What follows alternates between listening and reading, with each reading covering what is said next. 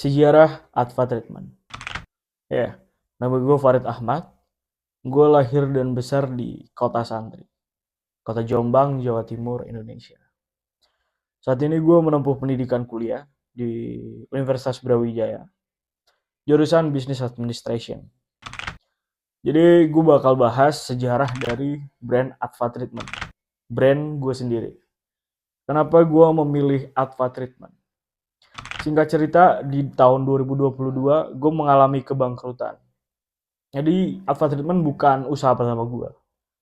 Sejak SD tuh gue suka buat jualan. Gue emang dilatih sama bokap gue buat jualan.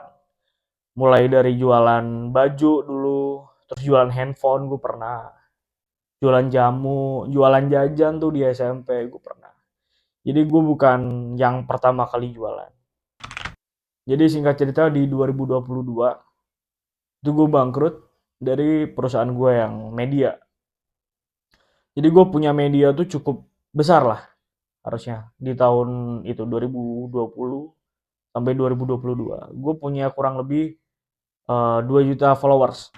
Jadi di situ tuh gue melakukan banyak banget kesalahan. Jadi banyak hal-hal dari bisnis tuh gue yang nggak tahu. Di situ gue merasa pinter banget. Karena kenapa? Di umur gue yang 16 tahun, gue bisa create money segitu banyak. Mungkin waktu itu total omset gue per bulannya ada di 20 sampai 30 juta. Gue merasa pinter dan ya gue nggak mau belajar. Gue mengira kalau uang yang dihasilkan sama bisnis gue itu uang gue semuanya. Total tim gue ada 30 sampai 40 orang di seluruh Indonesia. Jadi waktu itu gue udah sangat konsumtif lah hidupnya. Gue sering keliling Jawa, dari Jawa Timur, Jawa Tengah. Gue solo traveling. Gue sering beli baju-baju yang wah itu banyak banget. Gue bisa sebulan tuh check out mungkin 12 kali. Gue beli sepatu, gue beli makan tuh gila, gue habis-habisan nih makan karena ya gue merasa kalau duit tuh datangnya cepet. Jadi ya udah gue hambur-hamburin aja. Gue suka bagi-bagi ke orang, gue traktir temen gue, ya kayak orang baru kaya lah, ini bisa dibilang kayak gitu. Jadi waktu itu gue bangkrut gara-gara di satu sisi di internal gue itu ada tim gue yang ambil-ambilin duit dari belakang, jadi duitnya banyak diambilin. Terus yang kedua, gue udah kontrak sama perusahaan dan kesalahan gue nggak belajar soal kontrak itu gimana. Jadi waktu itu gue ditipu sama klien gue. Jadi kontraknya tiba-tiba diputus secara sepihak. Ya buat lo yang mutus kontrak secara sepihak, gue masih ingat wajah lo ya. Singkat cerita, gue nggak bisa bayar karyawan. Akhirnya ya sudah, mau nggak mau, gue jual semua aset perusahaan dan aset gue sendiri. Itu mungkin duit gue sisa 2 juta. Dan tepat di waktu itu, gue lagi mau berangkat kuliah ke Kota Malang. Jadi gue mikir gimana cara 2 juta ini bisa jadi modal gue usaha. Waktu itu gue udah nggak ngambil di media lagi. Karena ya gue beranggapan bahwa ternyata susah. Padahal seandainya gue meneruskan pada waktu itu, gue mau lagi berjuang, gue mau lagi bangkit, ya mungkin media gue udah besar banget mungkin. Tapi ya namanya anak 16 tahun, dengan sok pintarnya, dan gak mau mencoba. Jadi waktu itu gue berangkat ke Malang dengan ya modal duit 2 juta. Gue melakukan riset selama beberapa bulan di Malang. Dengan 2 juta sisa dari penjualan semua aset gue. Dan ya setelah beberapa bulan gue gak ketemu gue mau usaha apa. Karena ya kebanyakan mikir. Gue mikirnya di Malang ini culture baru. Gue belum tahu gimana kondisi setempat. Gue belum tahu perekonomian setempat. Jadi gue pengen nih.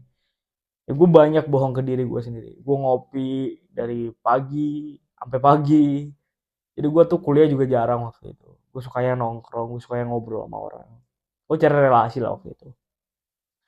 Dan ya sisa duit gue tinggal 200.000 waktu itu. Dan alhamdulillahnya, gue adalah orang yang sangat percaya dengan mimpi.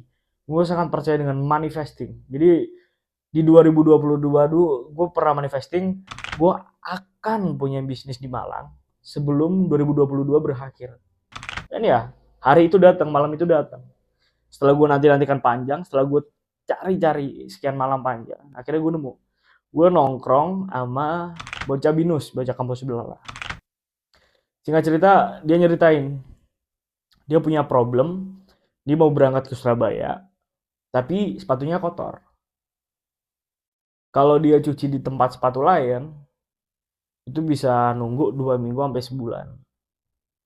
Dengan PD-nya gue, dengan skill sales gue yang masih ada, gue tawarin ke dia, lu mau nggak cuci di gue?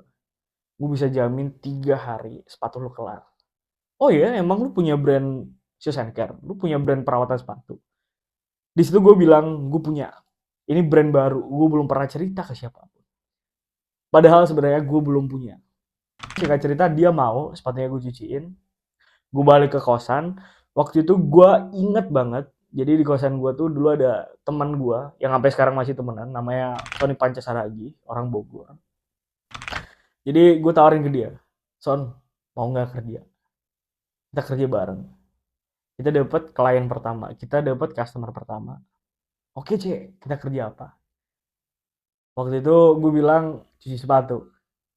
Tapi karena minimnya relasi gue di Malang, koneksi gue di Malang, mau nggak mau gue ngebut seharian. Gue yang nggak bisa editing, gue telepon temen gue yang bisa editing di media sebelumnya. Bro, tolong dong bro, editin gue logo. Hari ini harus kelar. Namanya apa? Nah itu nama pun jadi masalah. Jadi nama Alpha Treatment sendiri itu sebenarnya nggak ada filosofi. Ya sudah, ya temen gue ngucap Alpha nih cakep, ya udah, udah bikin. Karena udah dadakan banget. Dan ternyata nama Alpha tuh bagus banget. Alpha Treatment tuh bagus banget. Jadi namanya udah diingat dan gue suka dengernya. Gue bukan orang yang patah semangat. Gue bukan orang yang pecundang. Gue bukan orang banci yang kalau ketemu problem terus gue mundur. Enggak. Walaupun koneksi gue kurang, gue cari semua vendor yang ada. Mulai dari Shopee, mulai dari telepon temen deket gue yang mungkin dia udah lebih dahulu di Malang. Gue teleponin semua. Akhirnya gue ketemu salah satu vendor di Malang. Waktu itu pemesanan pertama tuh duit gue kurang. Duit gue tinggal 200.000. Sedangkan untuk beli kemasannya aja itu sekitar 260 atau 300.000 gitu. Dengan sok ngidenya gue telepon nyokap gue. Boleh nggak gue minjem duit buat modal usaha? Berapa? 100.000 aja. Tapi langsung gue balikin setelah 3 hari. Dikasih lah tuh. Modal 100.000. Gak banyak. Ingat, jadi kalau lo pada masih bilang kalau usaha itu butuh modal, iya butuh. Tapi modalnya itu nggak cuma duit, tapi otak. Kalau lu goblok, lu pecundang, mau lu dikasih duit berapapun, nggak bakal bisa berdiri, nggak bakal bisa sustain. Dan gue waktu itu tuh bisa nutup buat permodalan gue. Gue mulai tuh. Jadi gue ngerasain, gue nyales di jalanan tuh gue ngerasain. Bukan yang gue cuman bikin video di sini terus gue nggak pernah praktek. Gue nawarin ke orang-orang di kelas-kelas, gue nggak malu. Lu mau nggak cuci sepatu di gue? Lu mau nggak cuci tas di gue? Nanti gue yang nganterin kok, gue yang ambil kok. Jadi lu nggak perlu ke store. Karena gue nggak punya store waktu itu. Modalnya nggak ada buat bikin store. Perlahan tapi pasti. Jadi klien gue mulai nambah nih.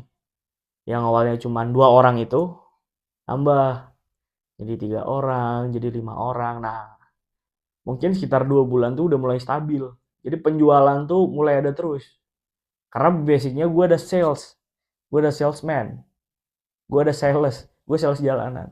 Jadi si Sony ini yang bagian memasak di dapur. Dia bagian operasional waktu itu. Gue yang bagian cari sepatu. Dan itu rame banget. Mungkin 2 bulan omset gue tuh naik per bulan. Di situ gue mulai memberanikan diri untuk kayaknya gue bisa deh buka cabang. Padahal masih 2 bulan.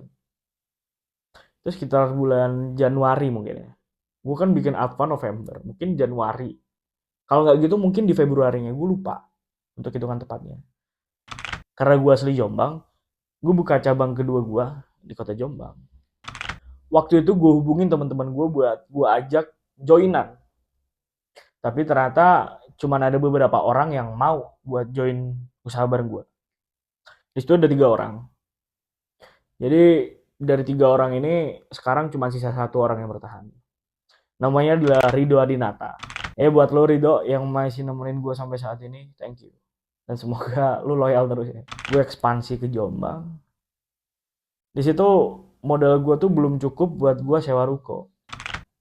Tapi waktu itu gue pengen banget punya drop point store. Apakah gue menyerah? Gue nggak menyerah. Gue akhirnya cari-cari nih, tanya beberapa ruko yang harganya masih masuk akal. Dan ternyata modal gue masih belum cukup. Dan ini mungkin hoki gue.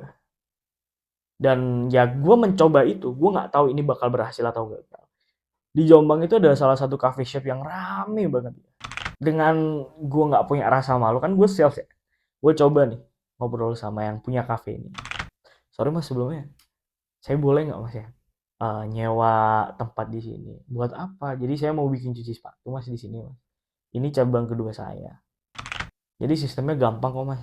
Jadi saya mungkin cuma titip price list di sini sama banner di sini. Itu berapa ya mas kira-kira? Dan alhamdulillahnya dan beruntungnya gue di situ, gue dikasih harga yang murah. Jadi mungkin selama 3 bulan 4 bulan gue dapat tuh drop point. Gue seneng banget waktu itu.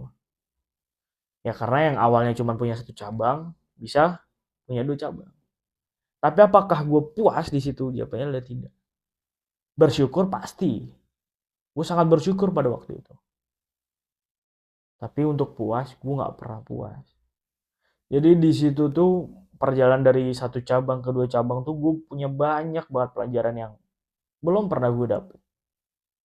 Mulai dari disiplin waktu, disiplin finansial, cara manajemen SDM, gue banyak banget improve. Dan gue mau turun ke jalan, jadi gue nggak cuman orang yang ngomong di depan kamera tanpa ngelakuin something. Gue kerja, gue beneran make money, gue beneran berbisnis. Jadi gue nggak cuman memotivatori lu, gue di sini tujuannya untuk sharing ke lu. Gimana caranya gue bisa buka usaha nih, walaupun modal gue cuma 200.000. Waktu itu gue tuh cari mentor itu susah banget. Jadi gue pengen lu yang di situ, yang mungkin ya lu yang masih kebingungan nih gimana cara buat bisnis, lu boleh dengerin gue. Mungkin lu relate sama gue. Modal lu nggak besar, tapi lu cuma punya ambisi sama tekad yang besar. Gue bisa membuktikan. Gue di Malang nggak punya koneksi, sangat keterbatasan dalam hal koneksi. Tapi gue mau, gue learning, gue mulai belajar dari kesalahan-kesalahan gue. Satu persatu gue belajar. Dan akhirnya ya cabang gue sekarang ada 15 cabang di seluruh Indonesia. Gue bisa scale up. Mungkin sekarang tim gue ada di angka 35 sampai 40 orang. Itu nggak mudah. Banyak banget. Jadi kuliah gue berantakan. Terus gue jarang main. Gue nggak pacaran waktu itu. Gue fokus gimana caranya biar bisnis sistem berkembang. Jadi gue bangun pagi nih. Yang gue pikirin cuman gimana cara gue bisa improve bisnis gue. Ini mengingatkan gue sama salah satu mentor online gue. Jadi ada yang namanya Andrew Susanto. Beliau tuh pernah ngobrol, kunci sukses di bisnis tuh ada 3. Yang pertama kamu konsisten, yang kedua lu harus persisten, yang ketiga lu harus fokus. Di sini tuh gue terapin mulai sekarang dan kerasa grow-nya. Banyak banget hal-hal yang gue korbanin pada waktu saat itu. Gue harus ngeteng rokoknya karena kalau gue rokoknya beli per bungkus ini duit gue kurang. Gue harus makan seirit mungkin. Jadi per hari itu gue batasin. Gue ngopi boleh, cuman nggak boleh ngopi yang terlalu sering. Jadi gue biasanya cara mengatasinya, gue ngopi itu mungkin seminggu 2 kali, seminggu sekali. Cuman ke tempat yang enak, yang vibes-nya tuh pekerja banget. Gue sering ngopi dulu tuh di hotel-hotel, di lobby hotel. Kalau nggak gitu di cafe-cafe shop yang itu untuk menengah ke atas. Jadi gue nggak ngopi di banyak kopian tiap hari gitu, nggak. Gue ngopinya di kosan sambil kerja. Tapi kalau sekalinya gue ngopi, gue lebih memilih ngopi di tempat-tempat yang bagus. Karena kenapa? Gue dapat ambience orang kerja. Gue jadi tahu gimana cara orang kerja.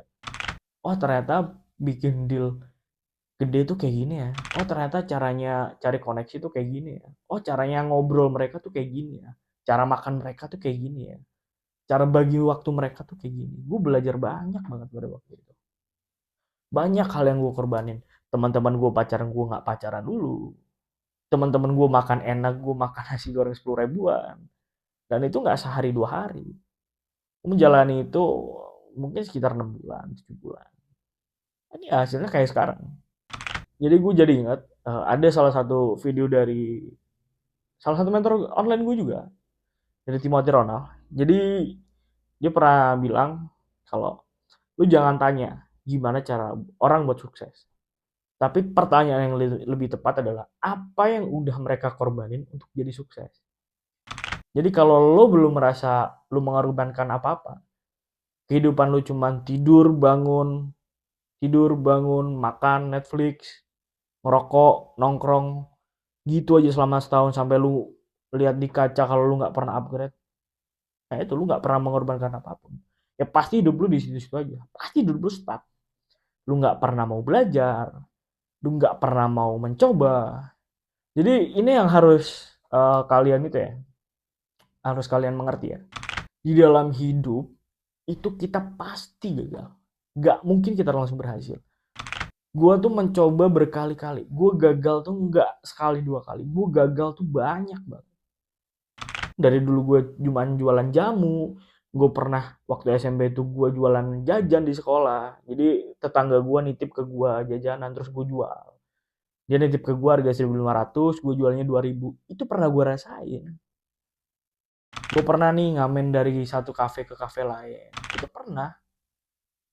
Jadi nggak yang seinstan ini, enggak. Dari SD itu gue udah jualan. Gue udah jualan ikan cupang waktu itu. Gue jualan ikan balon waktu itu. SMP gue jualan jamu. Gue jualan makanan. Gue jualan t-shirt waktu itu. Jadi banyak banget yang pernah gue lakuin. Gagal tuh hal yang wajar. Dan gue sangat menerima seandainya gue gagal ya sudah. Gue harus improve.